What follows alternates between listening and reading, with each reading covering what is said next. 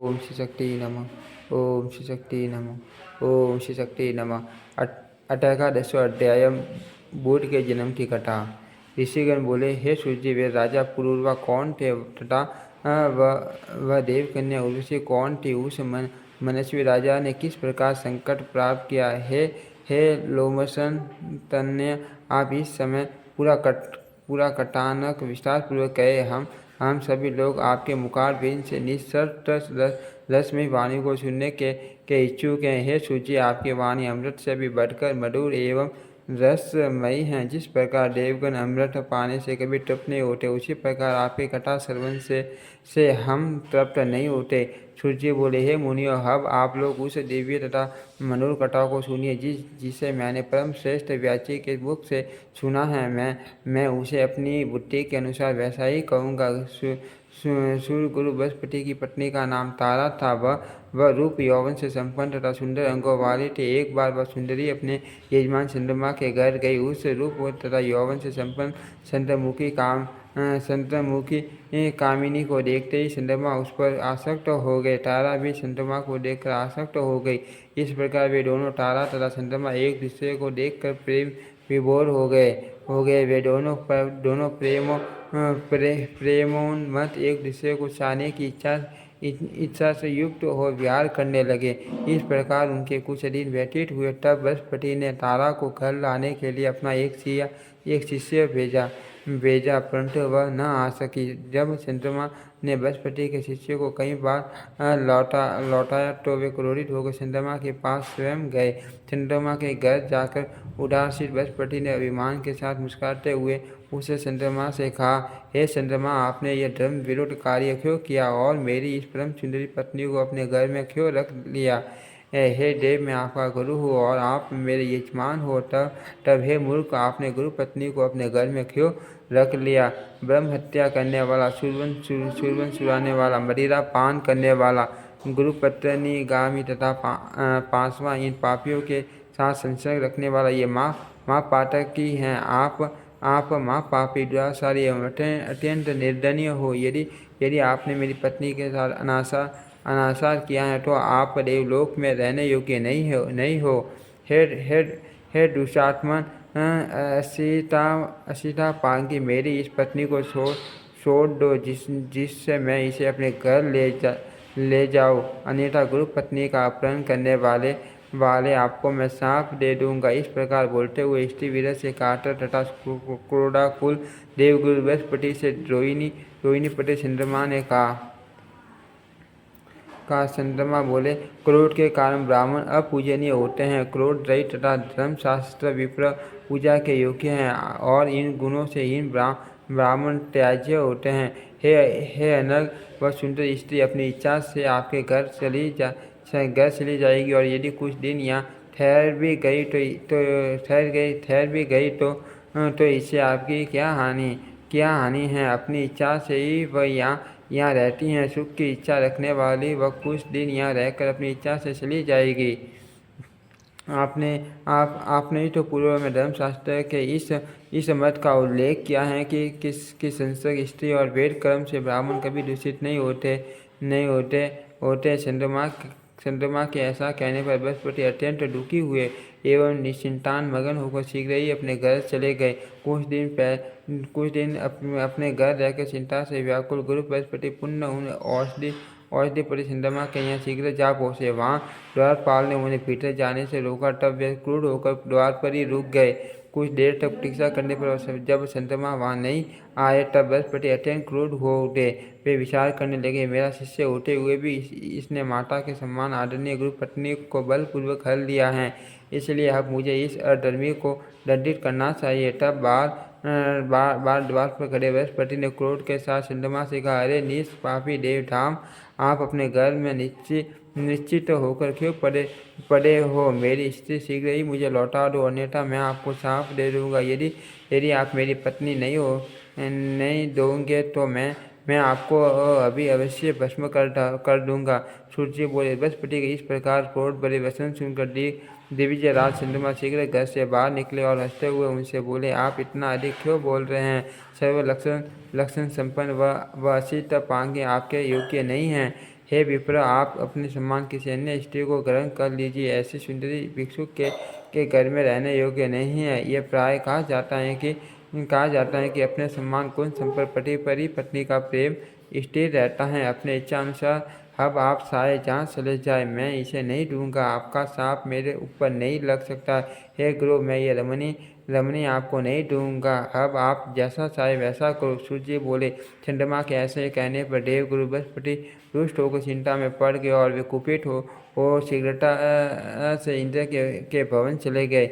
वहाँ स्थित देवगुरु बृहस्पति को दुख से व्याकुल देखकर इंद्र ने पाद्य अर्घ्य तथा आसमनी आदि से उनका विधिवत पूजा करके बैठाया।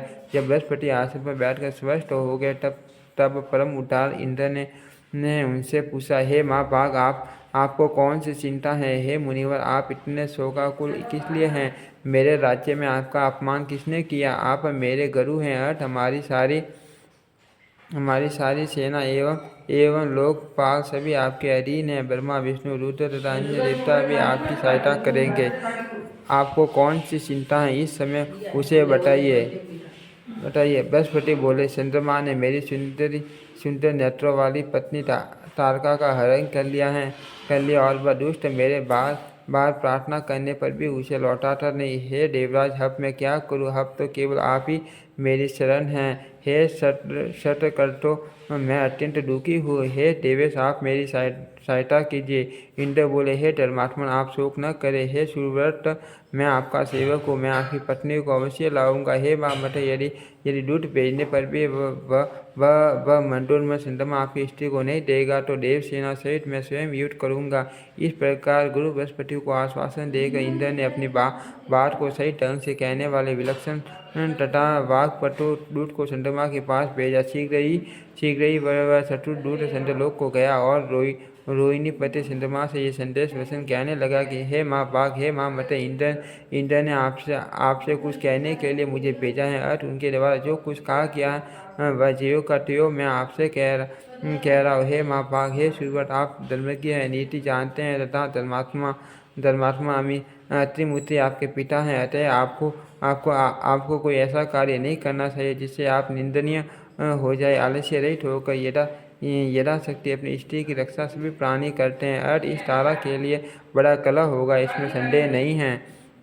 हे सुधा नीरे, जैसे आप अपनी भार्या की रक्षा हेतु प्रयत्न करते हैं, वैसे ही गुरु बृहस्पति भी अपनी पत्नी की रक्षा के लिए प्रयत्नशील हैं। आप अपने सभी प्राणियों के विषय में विचार कीजिए। हे सुधा नीरे, आपको दक्ष प्रजापति की सुलक्षणों से युग 28 कन्याएं पत्नी के रूप में प्राप्त हैं। आप अपने गुरु की पत्नी को पाने की इच्छा क्यों रखते हैं? सर्वलोक में मेनका आदि अनेक मनोरम अप्सराएं सर्वदा सुलभ है तथा उनके साथ श्रेष्ठतापूर्ण विहार कीजिए और गुरु पत्नी तारा को शीघ्र ही लौटा दीजिए।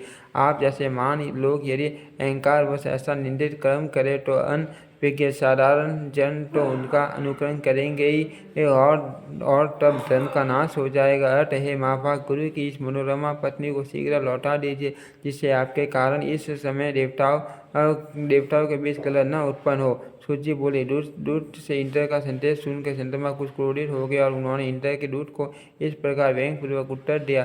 चंद्रमा बोले, हे महाभाव, आप धर्मज्ञ हैं और स्वयं देवताओं के राजा। आपके पुरोहित बृहस्पति भी ठीक आपकी तरह हैं और आप दोनों की बुद्धि भी एक समान है। दूसरों को उपदेश देने में अनेक लोग चतुर होते हैं, परंतु कार्य उपस्थित होने पर उपदेशानुसार स्वयं आचरण करने वाला दुर्लभ होता है। हे देवेश, बृहस्पति के बनाए शास्त्रों को सभी मनुष्य स्वीकार करते हैं। शक्तिशाली लोगों के लिए सब कुछ अपना होता है, परंतु दुर्बल लोगों के लिए कुछ भी अपना नहीं होता। तारा जितना प्रेम मुझसे करती है उठना बृहस्पति से नहीं। अर्थ अनुरुक्त स्त्री धर्म अथवा न्याय से त्याज्य कैसे हो सकती है? गृहस्थी जीवन का वास्तविक सुख तो प्रेम रखने वाली स्त्री के साथ ही होता है, उदासीन स्त्री के साथ नहीं। इसलिए हे दूत, आप जाओ और इंद्र से कह दो कि मैं इसे नहीं दूंगा। हे शस्ताक्ष, आप स्वयं समर्थ हैं, आप जो चाहते हो वह कीजिए। सूर्य बोले। चंद्रमा के ऐसा कहने पर कहने पर रूट इंद्र के पास लौट गया और चंद्रमा ने जो कहा था वह सब उसने इंद्र से कह दिया। इसे सुनकर प्रतापी इंद्र भी अत्यंत क्रोधित हुए और गुरु बृहस्पति की सहायता के लिए सेना की तैयारी करने लगे। दैत्य गुरु शुक्राचार्य चंद्रमा तथा देव गुरु के विरोध की बात सुनकर बृहस्पति से द्वेष के कारण चंद्रमा के पास गए और उससे बोले कि आप तारा को वापस मत कीजिए। हे मान्य, यदि इंद्र के साथ आपका युद्ध छिड़ जाएगा तो मैं भी अपनी मंत्र शक्ति से आपकी सहायता करूंगा। गुरु पत्नी से अनाचार की बात सुनकर और शुक्राचार्यों को बृहस्पति का शत्रु जानकर शिवजी भी बृहस्पति की सहायता के लिए तैयार हो गए। तब तारकासुर के साथ एक युद्ध की भांति देव दानवों में संग्राम छिड़ गया। यह युद्ध बहुत वर्षों तक चलता रहा। देव दानवों का यह संग्राम देखकर प्रजापति ब्रह्मा जी हंस पर सवार होकर उस क्लेश की शांति के लिए रणस्थल में शीघ्र पहुंचे। तब ब्रह्मा जी ने चंद्रमा से कहा कि आप गुरु बृहस्पति की पत्नी लौटा दो, नहीं तो भगवान विष्णु को बुलाकर मैं आपको समूल नष्ट कर दूंगा। तत्पश्चात लोक पितामह ब्रह्मा जी ने भृगु नंदन शुक्र को भी युद्ध से रोका और उनसे कहा, हे मामते, दैत्यों के संग से क्या आपकी भी बुद्धि अन्याय युक्त हो गई है। तत्पश्चात ब्रह्मा जी की बात सुनकर शुक्राचार्य चंद्रमा के पास गए। उन्होंने चंद्रमा को युद्ध से रोका और कहा, आपके पिता ने मुझे भेजा है, आप अपने गुरु की पत्नी को तत्काल छोड़ दो। सूर्य बोले। शुक्राचार्य की वह अद्भुत वाणी सुनकर चंद्रमा ने बृहस्पति की गर्भवती सुंदरी प्रिय भार्या को लौटा दिया।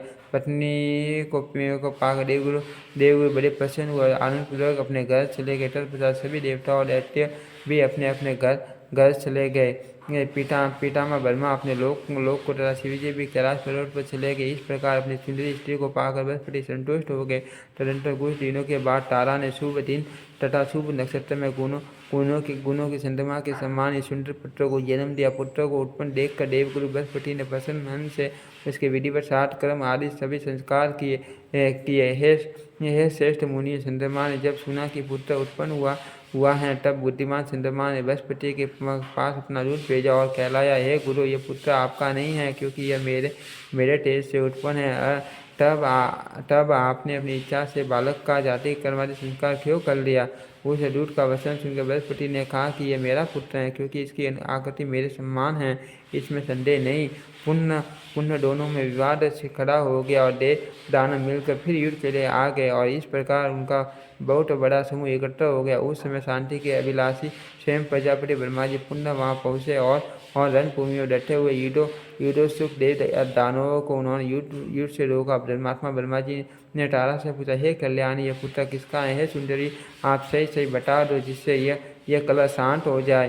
तब असीता पांगे सुंदरी तारा ने लजाते हुए सिर नीचे करके मंद स्वर में कहा, यह पुत्र चंद्रमा का है। ऐसा कहकर वह घर के भीतर चली गई।